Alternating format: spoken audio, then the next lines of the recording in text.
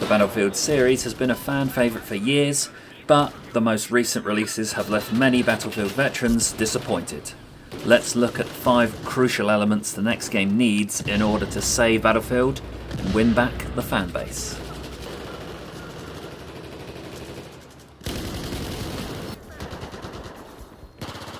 So the first thing is obviously something we can all agree on, and that is a return to simplicity. We need classes in Battlefield, we don't want any other specialists or crazy hero mechanics. The class system is the cornerstone of the Battlefield series. Other games may set you up as an elite hero, but the appeal of Battlefield is that the opposite is true.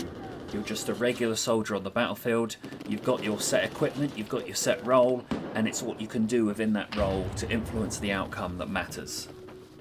And speaking of influencing the outcome, there's also a thing to be said about the gunplay in the more recent Battlefield games versus the gunplay here in Battlefield 4. Things have sped up a lot over the last couple of titles, and I kind of generally like the way it's been going, but with it getting faster and faster, I think that the devs need to be careful not to make it too fast and just turn it into Apex Legends with squads. Number 2 on my list, map design. For me, we need that function over form to come back. It's no secret that at launch 2042's maps were, shall we say, a little bit empty. They all look great, but it seems that this was at the expense of gameplay. The lack of cover, the great distances between objectives, you get the idea. It's just, they need to put more thought into them, and they need to think, do we need to have this area here, or is this just here to make the map bigger? You know, it's nice having these great distances to snipe over, but without anything in between, it's just, you know, putting it there for the sake of putting it there. Now, a side point on this that I like to make a point of quite often, and this is purely a 2042 bugbear that I have, is the team deathmatch areas. They really need to go back and think about it like they used to in the older games, because some of the areas in Battlefield 2042, let's face it, the team deathmatch, they've just plonked a playable area in the middle of an open field and said, well, let's have a shoot at each other across this field for 10 minutes. The Renewal is guilty of it. The, what's it named? The desert map from Battlefield 1942. The name escapes me right now. I should really research it better. On the fly here, can't remember what it is. That one, those maps, absolutely terrible for team deathmatch. There's no verticality in it. The middle is just completely devoid of cover. There's not really anywhere to flank. You've just got to basically fight round the edges or die in the middle. So they really need to think a bit more about these areas.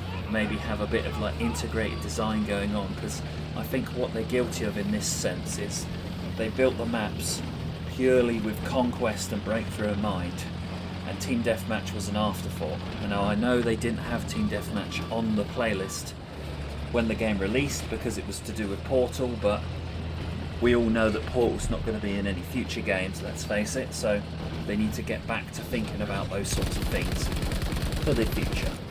To their credit though, I will say that they've done a great job at revamping the release maps to make these more in line with the points I just outlined, except for the team deathmatch thing of course, and as well as that, the new maps that they released with each season have really done good at providing a good balanced range of engagement distances and plenty of cover as well. Third is variety.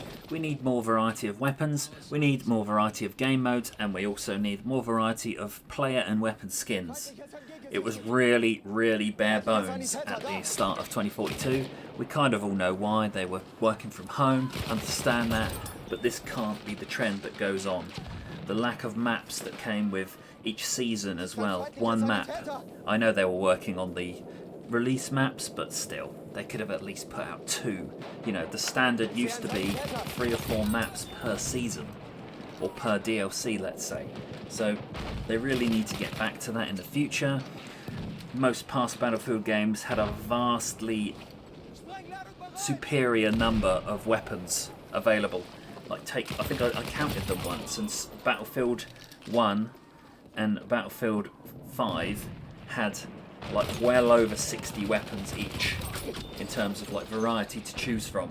And that's not including in Battlefield 5 all the different sort of ways you can configure your weapon. So that's something. I do think that if they go back to Battlefield 4's kind of weapon management system, they could maybe add a bit more room for attachments just to give a bit more customization. That would be good. In terms of game modes, well, let's face it, there's basically 4 game modes in 2042. We've got Conquest, we've got Rush, we've got Breakthrough and Team Deathmatch, and that's all we get, except for the occasional Portal mode. What about Obliteration? What about Capture the Flag? What about Domination? You know, these are all things they can think about doing.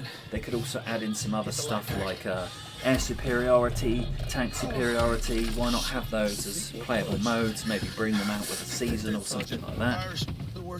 And again, weapon and player skins. I talked earlier about going back to the class system, and we just want those basic soldier skins. Now if they want to add like hero type characters in, sort of how they did it in Battlefield 5 is how I can envision it going forward. You know, Call of Duty Modern Warfare, you had your basic soldier skins that you could pick, but then you could also unlock sort of special characters like Price, etc., Gaz, and you could have those as a skin, but you know, there wasn't any special kind of capabilities attached to it. It's just a skin, and I'm perfectly fine with that, but I do think we need to stick with the class system. Now the video here is kind of alluding to my 4th point, so I'll just come out and get on with that right now. The importance of a good story. When 2042 came out and it was clear that it wasn't going to have a single player campaign, I actually thought that this would be perfectly alright. Well, I was really wrong about that, because it just took away from the immersion. You didn't really feel connected to any of the characters, and that's why this is important. These scenes here really let you get to know, you know, Dunn, Park, Irish, Wrecker. You feel in touch with these characters, and that really helps build the story, so that once you then go over to playing in the multiplayer, you've got a broad idea of, you know, the conflict they're in, what's going on in the world, and you feel more immersed in the gameplay. Now on top of that, you get the added bonus of getting to practice the game in a single player setting, so that you can get used to the controls, you can learn all the different weapons, learn to pilot a helicopter. Now I know they nerfed the flying difficulty of the helicopter for 2042, but I hope they get rid of that and go back to the older ways where it was a bit more of a skill-based thing rather than just have it be easy, because piloting should be a skill thing that not everyone can do unless you practice. Get up here! Last but not least, let's talk about rewards. Many of you who played the older Battlefield titles will remember the Veterans rewards. No, not a mere weapon emblem. You used to get a full gun that you could only get via being a veteran. You used to get veterans camouflage for both weapons and for your player as well. Those need to make a return, because just having a little emblem dangling off the side of your weapon or a little charm, it just isn't enough in my opinion. Also, the ranking system really needs a revamp. Let's face it, 999 tiers of specialist rank with no reward attached to them other than a little number next to your name isn't going to entice players to keep going. I'd rather have less ranks and have each one have a higher prerequisite amount of points attached to it.